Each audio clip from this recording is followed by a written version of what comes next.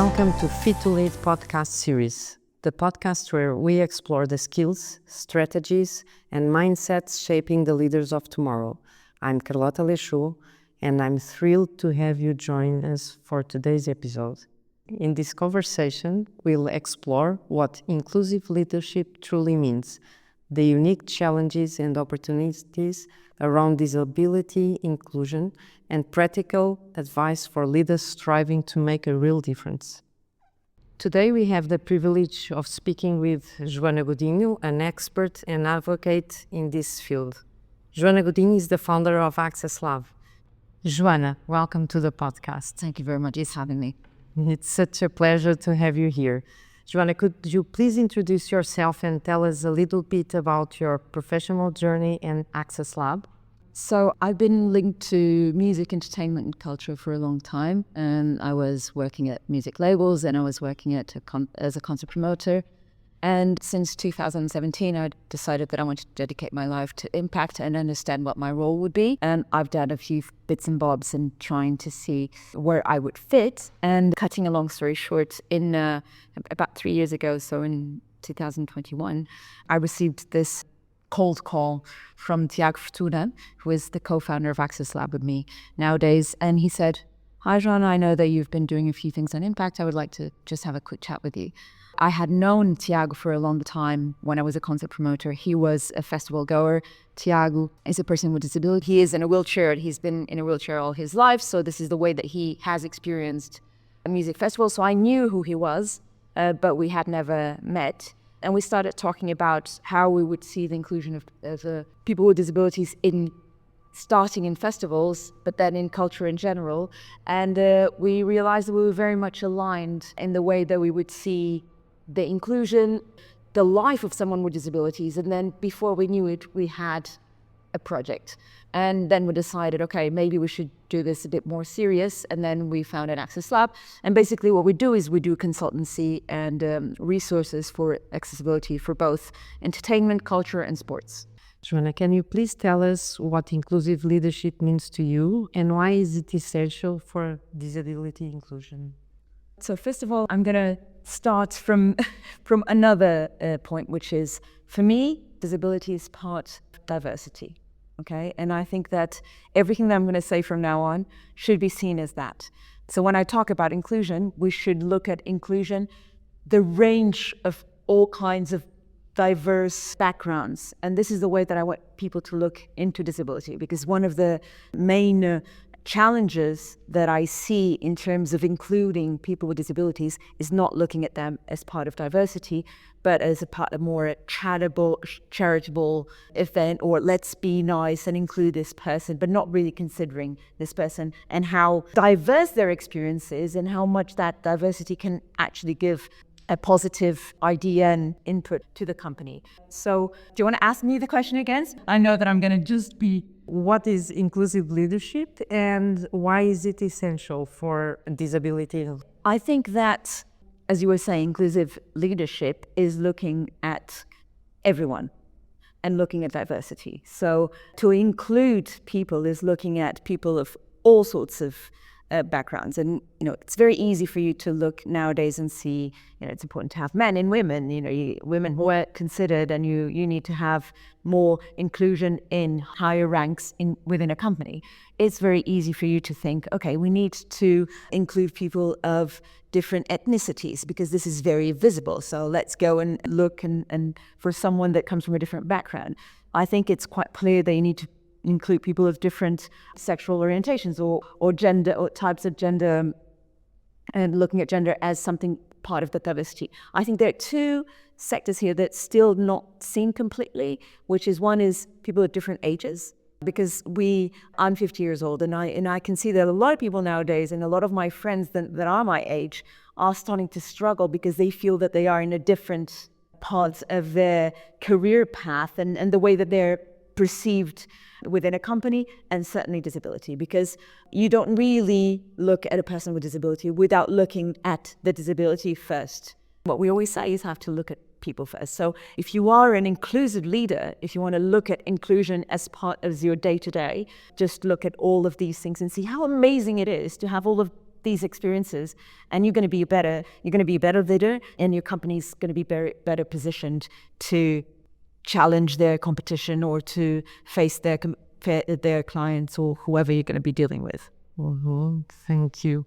How can leaders create an environment where employees with disabilities feel valued and supported?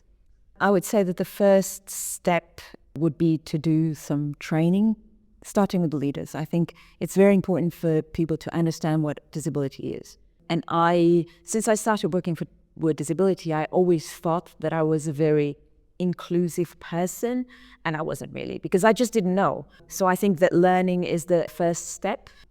Just if you think that in Europe, 15% of the population has some kind of disability, and if you're not dealing 15, and if you're not dealing on a daily basis with someone with a disability or an impairment, is because you're either closing yourself in your own environment or you don't have your eyes enough open to this. So I think that exposing yourself to this and understanding, and there are, of these, 80% of the disabilities are invisible. So it's very important for a leader to really learn what disability is. And I think from after that, always listen to the person with disability. Don't try and do an interview. If you want to hire someone with disability, and if you're working at Prota, or if you actually think that I need to have this person in my company, try and ask some experts, how is the interview going to be done? Do I need to, obviously you need to think advance. If you're looking for someone with a wheelchair, are you going to have a room where this person will come in without a lot of hassle? But if you think, okay, I don't have a place where they can go, can I go and interview them somewhere else?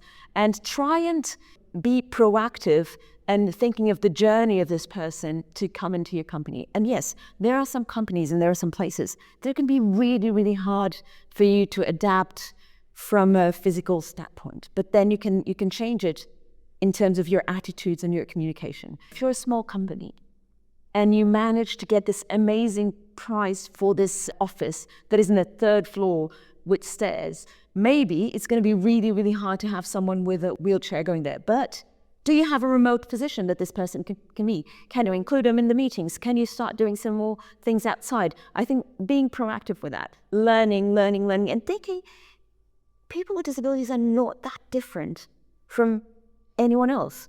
Like, someone older is not that different from someone younger. Someone white is not that different from someone black. It's what the experiences of life and what people around them make them feel that sometimes make them slightly different from what we expect. But I think this is learn, think of the journey, think of each step, and ask. There's no problem in asking anyone, say, listen, you talk to a person with disability and say, listen, I want to hire someone, I'm completely lost, what do you think I should do for this? This is a great question to ask. Not everyone that has a disability or is in a wheelchair is an expert or wants to talk about that.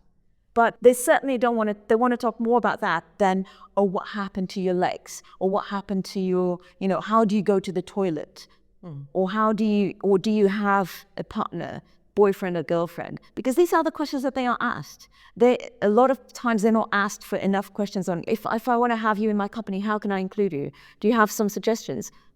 Just listen. There's so much resources online. There's so many people that you can actually follow, that you can, nowadays, you just Google, go to YouTube, go to ChatGPT, whatever, and say, I want to hire someone with disability. What can I do? And the first thing is that they will say, nothing about us without us. That's that will come on the top of the list. And it's very rare that we do not consider what we know that is best for someone else. I was talking about my teenage kids, and I think of a lot of this, which is like the amount of times that me as a mother think that I know what my teenage kids know what to do. And there's a part of it that is true because I'm their mother and I've been through my teenage years myself. But in reality, the majority of the times that I actually manage to get ahead and do something that is relevant for both of us is when I actually include them in the conversation, when I listen to what they're saying. So I think that the majority of the leaders have been parents, will be parents, will have nephews, nieces, brothers, sisters, will know this will relate to them in some way or another. You said that you thought you were an inclusive person, and then you realized that you were not. Why? Because I never stopped and listened to the experience itself. That for me, it was great if I had a team, if I could provide a team in my events of 5 people that would help this person with disabilities and get them to the place, have an amazing place for them to stay, even have a great restroom, and all the way having someone to tell them what to do. You know what? Why would they want 5 people to talk to them? They just want to go with their friends and not have all these people say, do you need something? Do you want something? No. And I thought that I was, being super thoughtful and caring. But in reality, what we should try and do, and again, I started doing events and accessibility in events, but what I try is to do and create the most autonomous experience possible. And sometimes the autonomy comes from a companion. So what we should think is there are a lot of situations that a person with disability needs to have a companion. And this is something that leaders should also think of. If you want to hire someone with disability, it's very likely that this person, to get into the office, will need maybe to have someone to take them in their wheelchair. Or sometimes they could be autonomous going to the toilet, and sometimes they need to have someone to take them to the bathroom. And is this company open to having a second person that is here with them, that is just their personal assistant, their companion? Or, I know some companies that have, obviously you have to have some scale, but some companies that have someone that is there to assist in these things, but not being invasive. Some people need some help in getting their food in the canteen. But in reality, we should try and see what is the level of autonomy that this person has, and what is the level of autonomy that this person wants to express in their day-to-day. Tiago, my business partner, he is 100% autonomous in his decisions, but he's physically dependent on someone. So everything, he needs to have someone that takes him, that drives him to places, that changes him from the cart to the wheelchair, to sit in a different place, to go to bed. But in reality, this person is almost like an invisible arm. So this is the way that you also have to understand that sometimes this is the reality. But when we're talking about, I know that we're focusing more on the physical accessibility, but if you have someone that is neurodivergent, and this is a conversation that a lot of people are having, if you're going to have, are you allowing for people to have headsets and just isolate from noise and not being strange and not saying, why are you not listening to what I'm saying? And these are little things. Just try to understand what makes someone feel comfortable. When I got into your offices, he asked me if I was too hot or too cold, if I wanted to turn on the heater or not. And this is exactly, the same thing. Now the question, you were speaking about companies hiring people with disabilities, but that's a kind of discrimination, right? They are focusing on people with disabilities. So why shouldn't they focus on the position they want to hire to, and not if the person has or doesn't have? I think that our goal is really to focus on the position. The thing is, where you're going to start looking first. I can give an example. Nowadays, I need to hire administrative person to do some finance work, and the places that I'm looking first is to see, can I find someone in some of the hiring companies that just disclose people with disabilities. I know that it's harder for people with disabilities to find a job. So I'm doing this. I think that there's a moment that you have to be thoughtful, and there's a reason for quotas to exist, because it's very, very hard to do it if you don't start this way. Obviously, you're not going to be happy if you have a person with disability that doesn't fit the job. That makes no sense. Because I think that's the other thing. It's like, no one wants to, even a person with disability doesn't want to be hired for a job that they're just there because they need to fulfill a quota. That doesn't make any sense. But I think that if you're looking at the CVs, if you're looking at people, like, you can ask, do you know someone with disability? You can be curious. You can search some of the websites that have the curriculums of people with disabilities and see if someone fits. Yes. If no, we'll look somewhere else. But I think that within this search, maybe we'll just find someone and take it from there. What are the biggest challenges organizations face when in becoming more inclusive of employees with disabilities, and how can leaders address them? I think that leaders need to set the example. And when I was talking about training, I think that this is important for the leaders, but it's also important for the teams that will be working with the person with disability. I was talking the other day with someone that has a very simple disability that is in a wheelchair, but most of the time isn't. So sometimes he actually gets up, but he says that it's easier for him to be in a wheelchair. He goes to the office, he goes on the lift, no one gets on the lift with him. This is like a little thing. And just because people are afraid of what to say, and we need to encourage, we need to show, we need to do training, we need to expose the teams to people with disabilities. So I think that training is really the first step and setting the example. And I think that also leaders can go and talk to other leaders who are already hired someone with disability. Be thoughtful and be proactive with that. Just go, if you know that someone has done that, say, how did you do it? How did it work? I think another challenge that is it's a tricky one, which is someone with a disability might not be fit for the job and might do a very lousy job as someone without a disability.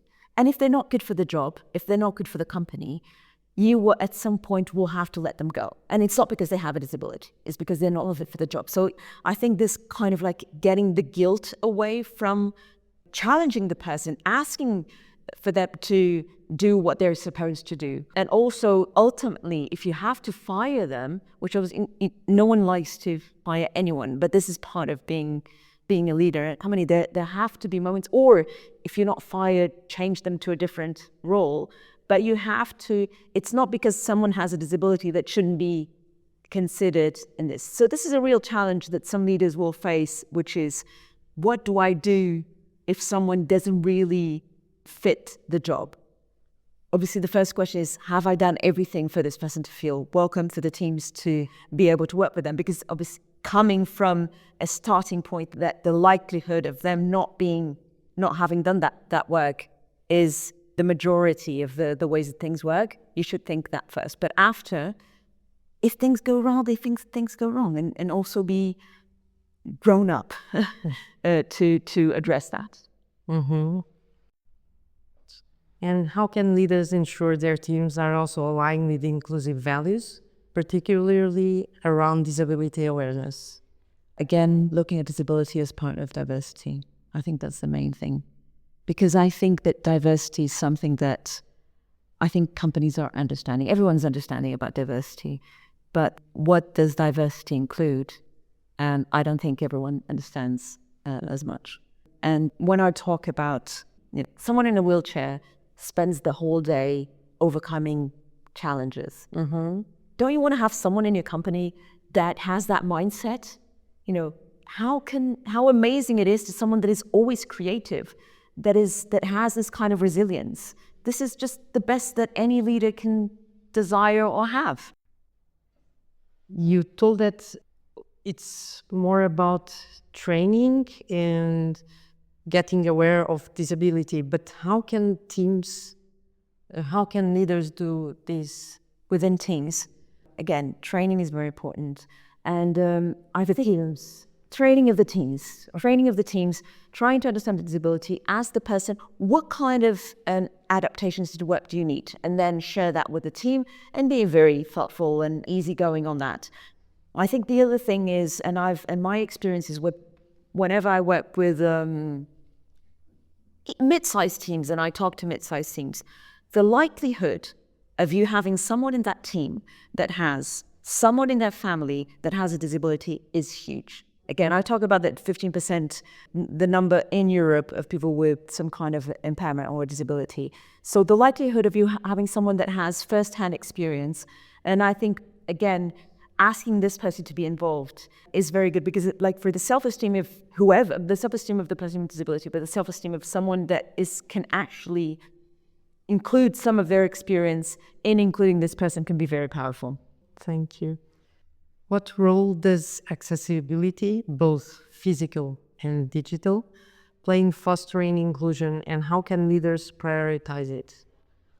I think that whenever you make something accessible and look at accessibility, both physical and digital, in reality, you're including everyone. And I think that it's absolutely key for the survival of a company in the short and in the long term, because you will get women that will get pregnant, that will need some more accessibility and easier paths to work. You will get people that eventually will be in crutches and maybe need some full accessibility, and that you're going to avoid that they're going to be staying at home doing this. You will have someone like me or you that are not seeing as well, so looking at digital accessibility and some resources that can be audio, or you can enhance and increase the font in your digital device that will help us that we don't have a visible disability.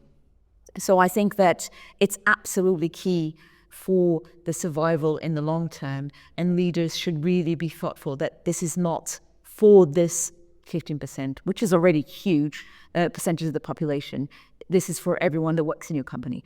And if your company has this kind of attitude, it will reflect on your consumers. And if you think the amount of consumers that you can reach, if you have this kind of attitude, is your market will just increase exponentially. And I know that I want to be buying from a company that is thoughtful about the environment. I want to be buying from a company that is thoughtful of how the way that they treat women, that they don't have children working, that they include people with disabilities, that they have some racial awareness or ethnicity, that they look into all of these elements.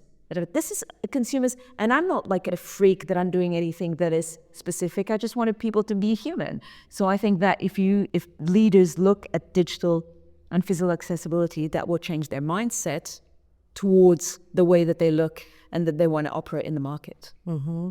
And to conclude, if you think about small companies or companies that have a budget as a problem, how can you deal with it?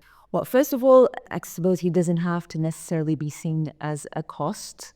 A lot of it has to do with the communication. Again, if you are going to hire someone with disability, can you talk to them and listen to them and say, how can you come inside? And maybe say, you know what, I have my ramp at home. I can bring my ramp to the office to overcome these 2 steps. Or I actually prefer, I talked about working from remotely. Can I do that? And the company will save money.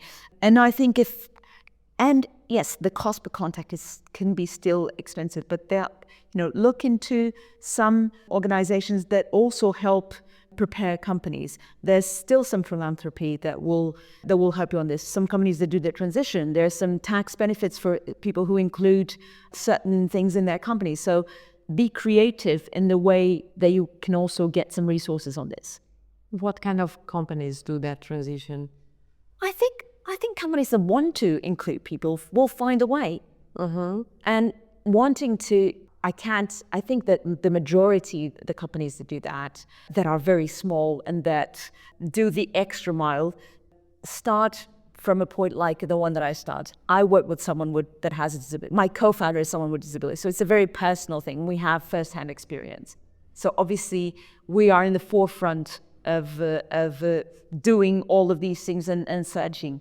But again, I think that being thoughtful, looking, being curious, wanting to experience these things, you'll find a way. Just ask what others have been doing. I think it's a very, very... everyone wants to share their experience in this. I think that someone that is doing a journey to include someone with disability and it's doing a proper, thoughtful journey will want to share their experience. Yeah, and probably there are organizations, associations, and quite a few. Yeah. So, Jwana, thank you for joining us today and sharing these stories and insights with us. Thank you very much for having me. For our listeners, thank you for tuning into the Fit to Lead podcast series. Don't forget to share this episode with someone who might find it inspiring. Until next time.